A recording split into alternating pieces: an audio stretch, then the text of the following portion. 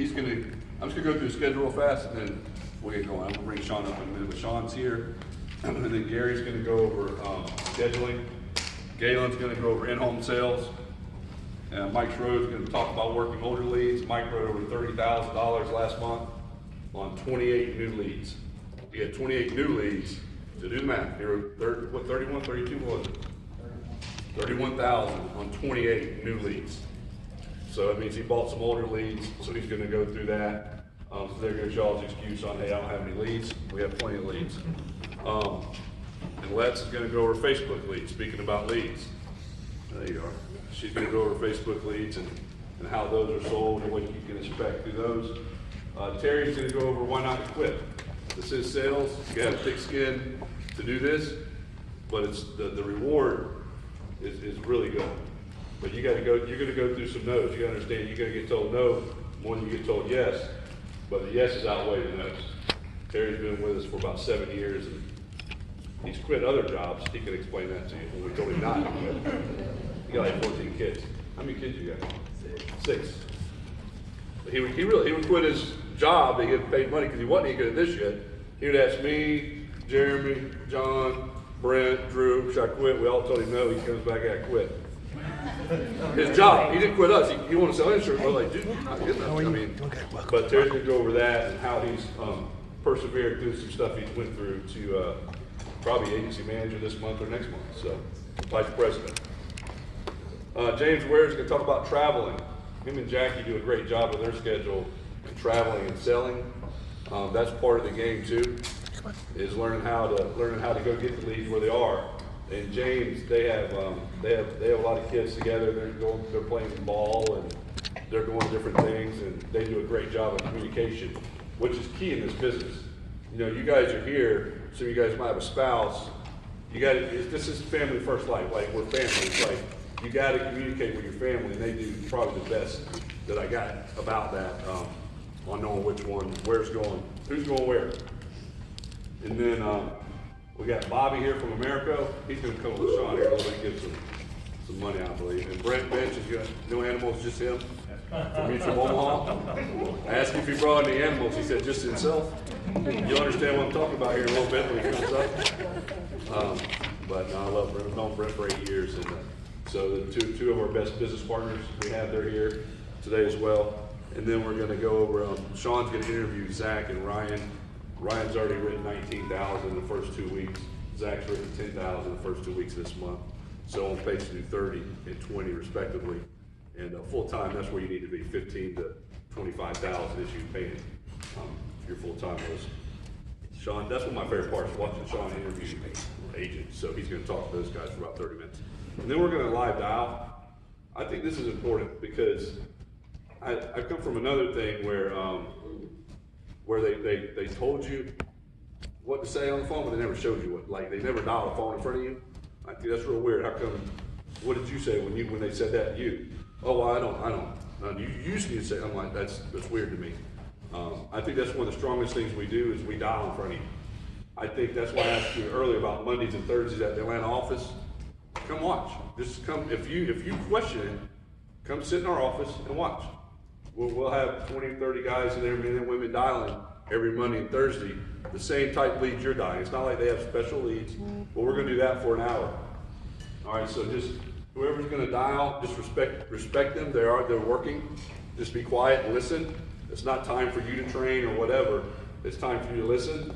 And if you want to talk, you need to talk. Go outside, go away. But please respect their working, and you'll get a lot out of it. I think it's very powerful to watch these guys dial and book appointments they need to book. And then that's going to go up to 5:45. We're going to take about a 15-minute break there. And then Shawn's going to go over the business, how it works tonight. So if you have any new agents coming tonight, or some of y'all might be brand new, we'll have the newer agents in up front. And that'll last about 30 minutes or so, okay? Fair enough? No bathroom breaks. So if you gotta go to the bathroom, please just ease out. Don't disrupt anybody. If y'all like me, I got short attention span. You move, I see something, I'll be lost for 30 minutes. So no, we're recording. Okay. Thank you for reminding me. We're already gonna record it. So you that are training, I ain't saying anything stupid already, have I? No, we're good? Yep. Just be aware of that. We're gonna, there's a lot of guys that we have all over the country that would like to be here. So we're gonna record it, we're gonna send it out. So you guys train and behave. No cussing. Terry, Mike's Rhodes. I've got over it, so I don't do it anymore. I just did the first phone call. I don't do it anymore. Did it already. I already cussed today. Yeah. Did I? Yeah, sure did. What did I say? You said a word you ain't supposed to say. Yeah, you did. I'm missing nothing. Go ahead. Act like you didn't do it. Bring me up. You'll stop. All right, let's go. Well, I've been in tour for the last 7 years and business partner.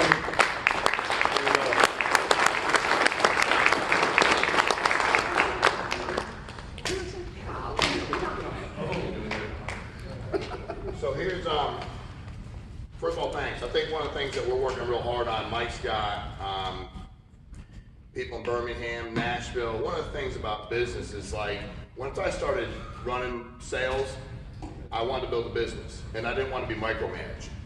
I'm not stupid, so I don't want to be treated like I'm stupid. Make sense? Like, none of you are stupid. You're adults. Like, you want to be treated like an adult. I mean, that's the way the concept works. But we're trying to figure out how we continue to grow this thing as fast as we do. So like last week, you know how many people we put in a licensing class, Beth, last week? Take a guess. 1,000. That'd be awesome. We are not there yet. It's a lot. Anybody 60? got another guess? 60? Who said 60? We've been doing 40 to 60 for 4 years. Truthfully, we even we start out reading 20, 30, and 40 real fast.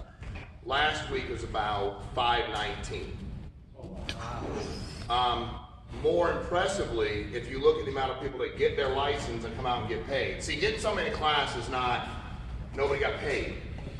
You know, it's like, I don't want to hear about how, I want to know, we were at I was on a flight, you'll love this, I'm being recorded, so I won't say what airline, because the lady will get fired. So this guy gets on the plane, and he's having a hard time. He's a big man. He's probably 450. He's a big boy. And he's trying to bring his bag. He's trying to put it up. And the steward, I'm not helping. I'm reading the book, so I didn't know what he was doing, so I feel bad. And the lady's like, just put it up there. The stewardess, like, he's not trying to not put it up there. He's just trying not. Whose phone was that? It's off. Thank you, man. People never do that. Thank you. That's how we do. I do it too. I go, that's Mom. Thank you very much. There's like 12% of people left in the world that are accountable. Everyone looks around like it wasn't me. I'm like, hey, my bad. You know, like, it is what it is. Like, who said that? I'm like, you want to hit me? It was me. I said it. You want to? I mean, thank you. So he's struggling. He can't put the bag up, and she yells at him again, to which prompts me to go like, you know, get out of my own way, and get out of my book. And you're like, I said, whoa, sir, let me help you. And he's like, sorry, I'm just short of breath. I'm like, bro, you apologize. I mean, it's no problem. It's me putting your bag up. Have a seat. So, and she's just looking at him like she can't believe that somebody's actually going to make her do something. You all, most are too young. There's a group called The Replacements. Anybody ever heard of it? Nobody's ever heard of it. Yeah. Really? They have this song called Waitress in the Sky. You heard it? You ain't nothing but a waitress in the sky. Makes fun of Stewart. It's not like it's a funny song. I'm not mad at Stewart. This is a funny song. And she's mad at him. I usually have a pleasant experience 98% of the time I fly with people, but she's mad. Like, maybe she had a bad day. Maybe something's wrong with her life, but she's mad at him because he can't. So he sits down, and she's so mad she doesn't even ask him once to drink. Seriously, like, you know, it's a short flight. First class is probably $200. I mean, he's like, I want to sit first class. So we're up in the air maybe a minute and a half, and he starts. I mean, at this point, I can hear him, and I turn. I go, "You okay?" And he's like, he can't breathe. She is on her little jump seat, and she goes, "Sir, if there's a problem, we're turning the plane around." Then all of a sudden I got real selfish. I'm like, we're not turning the plane around. One thing's not happening, we ain't turning the plane around. I will lay you on the ground, give you chest compressions, and find somebody you knock them out. I won't do that part. We're not going back, because you're gonna be okay. So he can't, and I go, "You okay?" He's like, "I got asthma." And I was like, "All right, do you have an inhaler?" He's like, he points at the bag. So I stand up. You know what the stewardess says? She goes, "You need to sit down, sir." I was like, whatever. So I keep going. She says like 2 more times. So finally, I'm really frustrated. And when I get frustrated, when I get angry, I get inappropriate. But whatever. So I said, "Listen, man, it's all set. The adults are in charge. The adults got it. We got it under control. So you just sit in the jump seat and keep yelling at us. But the adults got it. And we got it under control." So she's looking at me, right? So I give him the inhaler, and he's like, "Thank you, sir." And everybody's looking at me like, and for the first time in my life, they're looking at me, not mad at me. They're like on my side, like she's being an idiot. Usually it's the other way around, where I'm saying stupid stuff. And I know I'm wrong. I dug a hole so deep, I'm like, I can't go back now. So I just got to keep going along. So he's like, and he goes, I just need to get up and stretch. I said, well, stand up. Like I'll help you. He's just, I guess he feels he can get more air than sitting down. He's a big guy. And she yells again, right? So I said, so we got done. I was like, you know what's funny? I said, I know, like the president of this airline. Not like him, he's my friend, but I know him. Like I call him. And I'm 100% sure that he'd like take my side. So I stop yelling at people when they need something and stop being such a control freak. And nobody likes that. Like when you start looking at, we're talking about management, when you start looking at, what I want to talk about today for my 40 minutes before I bring Bobby up and give out some money, is the three, see for me, I always looked at, what did I think I could do better? Like, and I'm big on accountability. My son at a baseball game yesterday, guy hits a shot to him. Mike, you played outfield baseball. Guy hits a ball, rocket at you, knuckleball, hardest play, right? Fly ball's easy, pop up, in, out. When they smoke one at you, you want to come eat, and he misplaced the ball. And he comes in, and I'm like, hey, how about you catch the ball? You don't want to hit at you? How about you catch it? And all the parents look at me because they're trying to figure out if it's my son or not, right? And they're wanting to say something, but they're thinking they don't know what to say because I might yell, I might not. But he's my son, and the damn ball's hit to him. He needs to catch it. I said, come here for a minute. Get pitching. I said, you pitching your right, like you're busting yourself in the mountain, right? It's 90 degrees, right? Would you like if you would catch the ball? He goes, yeah. I go, then tell him. You know what my son said? 100% right, my fault. I broke in, should have broke back. My bad. Because it was his bad.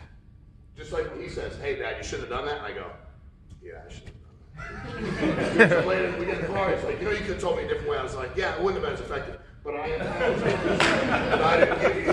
but I'm a big on accountability, okay? So if you were to ask me, and you have to be honest, so I'll use me first. So when I started building a business and selling a lot, I said, let me figure out 3 things that attract people into business with me, and then 3 things that I do that probably repels them, okay? So the first thing, Beth, for me that I did, and I'm still working on it, okay?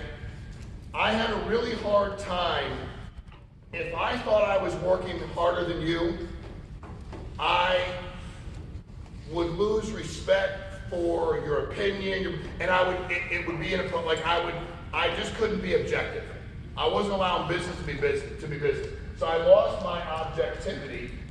You will not be able to read this, so just go with me when I say it, because I can't write. I lost it. I just couldn't, and I would literally go, okay, he or she's not working. What I didn't say is, he or she's not working today. I said, he or she isn't working. Well, they're not working. Just like, you know what, the stewardess could have just had a bad day. I'm so glad I helped you guys inhale it, because we were to go back, and then if something happened to him, then I would have been late, he would have been sick, like that. But she still could have had a bad day. Doesn't mean she's just human being just like me. People make mistakes. But I lost my objectivity. I thought, and the other thing that I did was I actually do some things good. I'll go over those. But I understood what it was like to have absolutely, positively no money.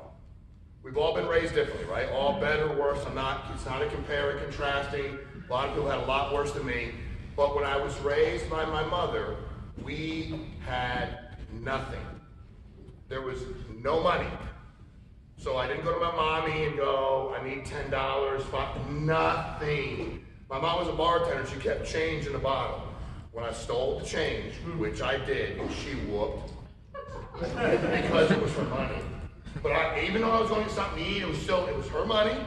There was something I could have found to eat in the house, like Spam or an egg. I didn't need to go take it and get a pizza. So I always thought everybody knew what it's like not to have money. And I think if you've been there and you didn't enjoy it, right, Galen? You'll do anything in the world not to go back. So for me, I had to have a better understanding. Put myself in other people's shoes. Mike Killiman was raised very different than me. Not like they were crazy wealthy. He had a mom, dad around. He was really humble. He wasn't emotional. And I'm like, this is an emotional business, Mike. It is an emotional business. If you're not selling something and you're hurting clients, that's emotional for me. Not like, it's not personal. See, there's a difference. Business isn't personal, but it's still emotional. I have emotion. I'm still, if you're not helping clients, I'm frustrated. I want you to help them. And if you don't want to help them, don't get leads. Fair enough, right? But Mike and I couldn't understand Mike. The question, and I started asking good clarifying questions. I said, Mike, because he played football, you know, and I said, Mike, when you score touchdowns, because I always want to know what it'd be like to score a touchdown. You know what I mean? Because I didn't score a touchdown. I blocked for people to score touchdowns. I never scored a touchdown. Nobody gave me the ball. I'm slow. I never scored a touchdown. So Mike said I used to take the ball and hand it to the ref. And I'm like, I would have spiked it, danced, yelled, screamed. I might take my shirt off. And my helmet and everything else. Because I'd have been out my mind. But he's like, I just, you know, you have to act like you've been there before. And I'm like, yeah, but some of the people haven't been there before. Mike, you have to let them know what it's like to get there. You have to educate somebody on what it feels like and how to get there. So I just didn't put myself in their shoes. I couldn't have that kind of understanding. I just couldn't. Now, same thing with clients. This translates both ways. Early on, I didn't take the time to understand where they were coming from. Let's say I had a husband who, okay, I had a wife that worked full-time and a husband stayed at home.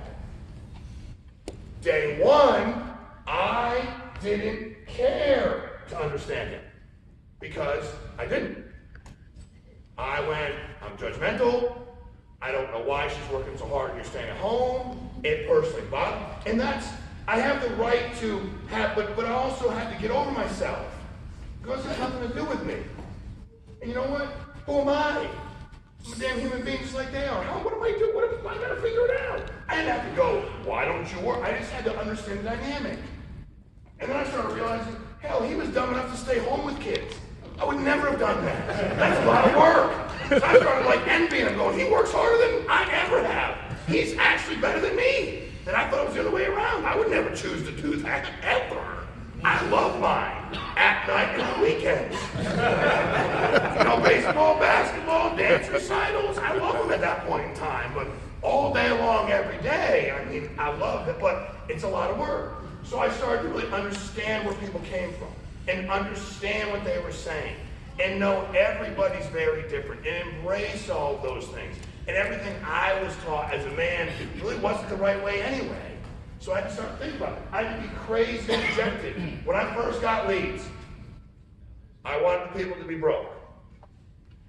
Which makes no sense, right? Because they're buying life insurance. But I didn't have the self-image, Terry, where if I was going to roll up and they were going to have a $700,000 house, I was like, they're probably going to be a married couple too. Like, I don't know anything about any of that kind of stuff. They're probably stay together, raise their children, and have money, and have retirement accounts. I didn't know how to communicate with them. I didn't believe it. So I wasn't objective. I'd pull up and be like, 32 minutes, oh, trailer. Because I felt good. I was like, yeah, you need this. And it was $18 a month. I was fired up. They're like, how many apps a week you write? I don't know, 120? I mean, they're 13, 18, 20. And so I really started to change my mindset. I had to grow as a human being. But I knew I had to grow. See, the dangerous thing for a lot of our people that I work with is that it's funny because they're so willing to tell everybody else what they need to do. You know, I said it yesterday, guy hits a foul ball, kid's foul ball, and the parent does one of these. He's like, and I said, hey, yo, get in front of the ball. You said it to your kid 19 times this game. You hypocrite. Get in front of it. It's like you can't live with your freedom. You can't do it that way. Yeah. So for me, I always was very direct with clients. That was a strength when it was done right. And I realized that 95% of people selling stuff weren't. I told them what they needed to hear, no matter what. And I'd say, even if this makes you so offended that you decide you're not going to buy something, I'm going to tell you because it's true. Very nicely, very direct, and people appreciate the truth because it's such an anomaly nowadays. People just don't seem to tell anybody. One of the parents from the other team goes, I really appreciate the way you talked to that kid. I said, he's my son. He goes, I wouldn't care if it was or was or it wasn't. I mean, you weren't, because it wasn't like he tried and the ball fell his glove. He broke in and he knows he don't break in. He's not supposed to do that. So he needs to learn. So it's just, but it's an anomaly nowadays. You know, start watching. Any of you got teenage kids that play sports? And I know everybody goes, my kid does it. I'm like, every kid's, kid. Parent said to me the other day, he goes, hey coach, I want to let you know something. We should take my son and put him with the best defensive player next game. I'm not trying to tell you how to coach. That kid over there, he got all over us. And I'm just letting you know. I said, number one, my son can't play defense. He plays offense. Why do I want to play defense? He don't want to. He plays pretty good. I'm real hard on him. I go, your son's actually worse at defense than everybody on the team. He would be an all-American dodgeball player, your son. I said, so now you don't get to play this anymore. He's like, well, whoa, coach. I said, well, coach, why? Because rule number one we started said, I coach, you don't. Now that works in AAU basketball when I pay the money. It don't work here. And you have to understand, just like your parents, your kids, there's certain things you tell them to do. So you have to understand, I was a very crazy director. I also made them laugh. Okay, by the way, all of us are fun. What will make sure that what is something that I can do that'll make everybody laugh? I poke fun at me. Y'all know Kevin James? Yep. Y'all heard what he said about his diet? He said, they said, Kevin, they asked him recently, a year and a half, they said, you put a lot of weight back on. I was reading this, and he said, yeah, because I got skinny. And the same jokes I told weren't funny anymore. So I got fat. And everybody laughed. I mean, it sounds the dumbest thing in the world, right? He's not even that big guy, but his point was, if I make fun of me and people don't buy it, nobody laughs. But if I make fun of me and they laugh, hey, who does not think Kevin Hart's funny? Everybody does. If you don't, you like. I'm sorry. He is funny. If he was 6'2", ripped, he wouldn't be funny. We just think that he was gratuitous and better than all of us. But much lower than 6'2", he's funny.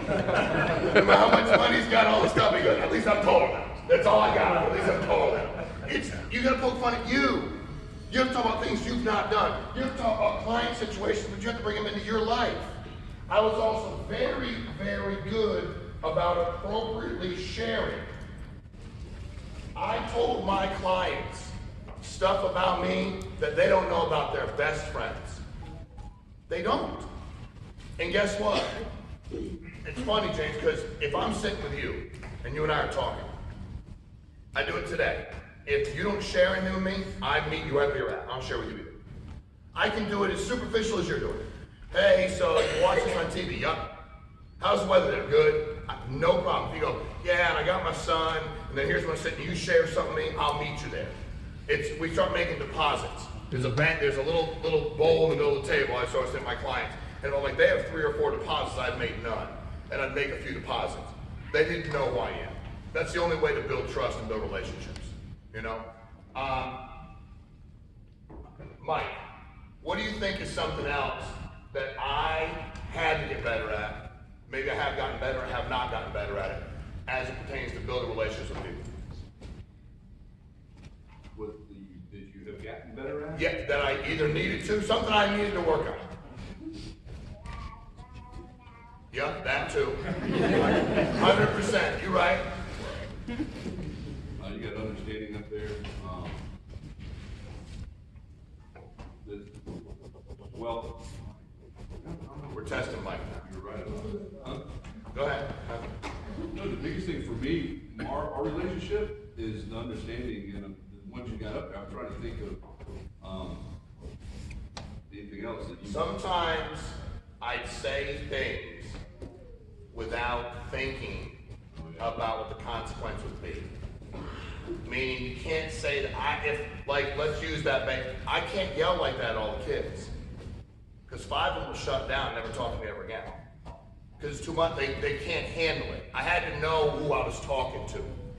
And I don't take things apart, I don't. I need this, but to me, if Galen goes, man, you are, it says all this stuff, I go, why do you think that? I'm not, but we're still good. I'm not like, oh my God, what's wrong with you? You're terrible. As long as he's not disrespecting my kids, I really don't care. I'm not trying to mean I care, but I'm like, we're grown men. I'm good. And I would like to be able to say the same thing as long as I do for, hey, Galen, man, you did this and why'd you do that? But Galen's different. You have to know, same thing with clients. There's some guys, 30 seconds in the appointment. I know. I'm like, he don't care. hey bro, let me ask something. Are you always gonna be like this? Are you gonna be this difficult? And how long is it gonna take where you're actually gonna strike me during this appointment? Because all you're doing is trying to intimidate the crap out of me. Right? Like, and I laugh, but sometimes it takes me 10 minutes or 12 minutes. And you have to, I listen a lot to make that connection. So Mike, I used to not listen a lot and open my mouth. And I gave myself a rule. As long as the person has something meaningful to say, I need to listen, right? The reason I don't listen on the phone during the phone script is they ain't got nothing meaningful to say. Because I'm coming over either way. I mean, you know what I'm saying? If I listen to you, why would I do that? I'm coming over either way. Why waste 7 minutes of listening to you? You filled out, I come over. See you soon. There's nothing else to it, but you have nothing to share. But when I used to get to the house, I talked too much. And then I started really listening. Keeping my mouth shut and then my ears open. And listen to what people had to say. If I were to ask you, where's Zach? Did he leave? Yeah. He did? Of course he did. I'm not going to say anything, Terry, because I want to say something stupid, but the consequences might be bad. I have no objectivity, and I don't understand why he left the room. But I'm working on it. I'm trying to get better every day. You know, in my strength screws me up. I want to be direct, make you all laugh, and share something about myself. But, okay, so if I were to ask, I'm trying to think of something, I don't have an idea. My man right here. Let me ask you something. What is one thing you think you've gotten that you've had to work on? Maybe you've not fixed it, but you're working on it as it pertains to you building relationships and trust with people. I guess trying to find like common ground. Okay. But what are you doing now to find it? Or what is? Just being more open to their situation. Kind of like what you explained earlier. Yeah. Pretty much spot on. Yeah. Asking more questions. See, and my challenge, you don't do it this minute, it's hard in front of me, but think about some things you think you need to change. So the struggle for a lot of us, we're so willing, especially a lot of the management that we have in the company, they're managing agents and they have an opinion on what everybody else is doing. And I'm like, I'm cool, what about you though? Like, what are some of the things that you do? It's like, if I'm coaching and we lose, I think it's real gutless to go, yeah, we lost because of him. Lost because of him too, and that kid. Hey, if I'm in charge and we lost, that's my fault. Now, if we played, if LeBron James walks in the door, 4 of the dudes, it's not my fault. And it's not yours either. Just get out the way and ask them for an autograph. They're gonna beat us, okay? What do you want me to do? We do that basketball tonight. We show up and I'm like, the other day, kid goes, Coach, he's like 6'6". I go, dude, he's like 6'9".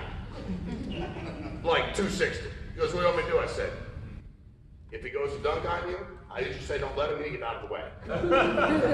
Tip, my man takes the ball, flushes, holds on the rim so long, got a technical. I was like, see, got out of the way, drew a technical. Now I hit the free throw. Like, I can only do so much. But if we're playing equally talented people and we lose, that's not me. What could I have done differently? What did we win together, we lose together kind of deal. So we learn what is something you think you've done really well from the beginning. That's been for you has been a blessing. Set appointments. Okay, well no, whatever it is. Set appointments, you know why you're probably pretty good at it? You don't say much. Yeah. Right? I mean, odds you're going to talk yourself out of something aren't very good. Because you don't say nothing. You don't talk. So as part of his connectivity with people is, so if you're somebody who innately doesn't speak a lot, you'll kill it on the phone.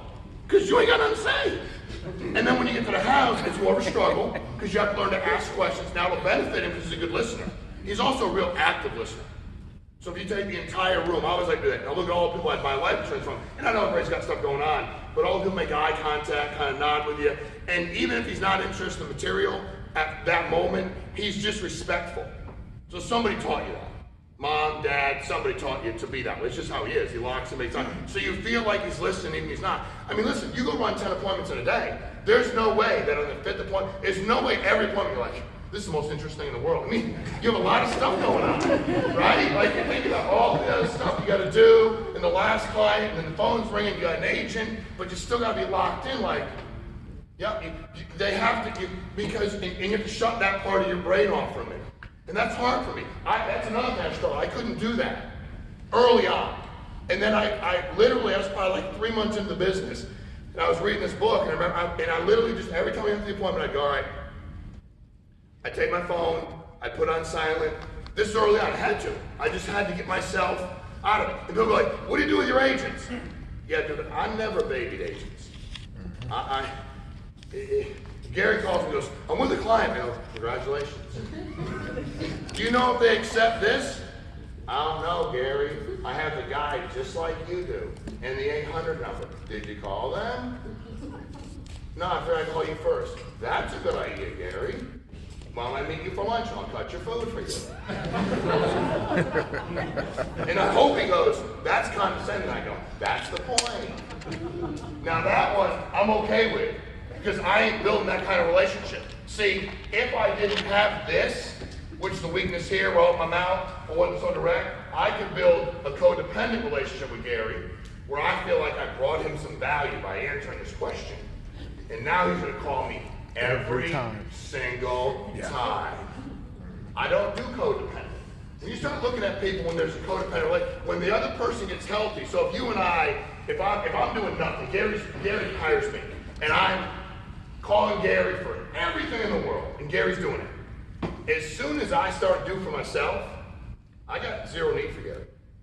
Gary never filled any void in my professional life outside of the BS. So we had a codependent, it's like when you get sober. It's funny, because like, when you get sober, you tend to have a better relationship. No, statistically, when you get sober, your relationship ends. Statistically, I'm not saying always that, because you were codependent. You had your issues, and that person filled the void while you had your issues, even if they had their issues. And then you get sober, you're like, wow, whoa, wait, whoa, are they doing? You're like, whoa, I like this person. I like the person using or drinking. What happened to you? Because that happened to me. And I was like, what's wrong with this? How's this happening in my relationship? And I remember reading this, and the therapist like, you know, it happens like all the time, right? And I was like, really? Like, yeah, because your relationship foundationally was built on codependency. And when you get healthy, there's nothing else for that person to, so if all you can provide me is that, then I'm trying to go to the next level. I'm not looking at you. I don't think you can take me to the next level. Because you ain't taking, you know what I'm saying? You're not taking me anywhere. So really for me, it was really trying to figure out that part. So I did that. No matter what happened in my life, I left it in the car. That was my rule. Now if I took 2 minutes to go like, if I had a phone call, or I'd text somebody, I can't talk, because I knew whatever they was going to talk about was going to frustrate me, and I'd bring it in there. That was my rule. Leave everything in the car. Boop, leave it in the car with my phone on silent. Do my appointment 35, 40 minutes, get out. But for 35, 40 minutes, it was about them. Now, I'm not saying if you go, I answer the phone, and I'm managing agents, that helps me. If whatever you're doing is working, don't stop doing it. If it ain't working, fix it.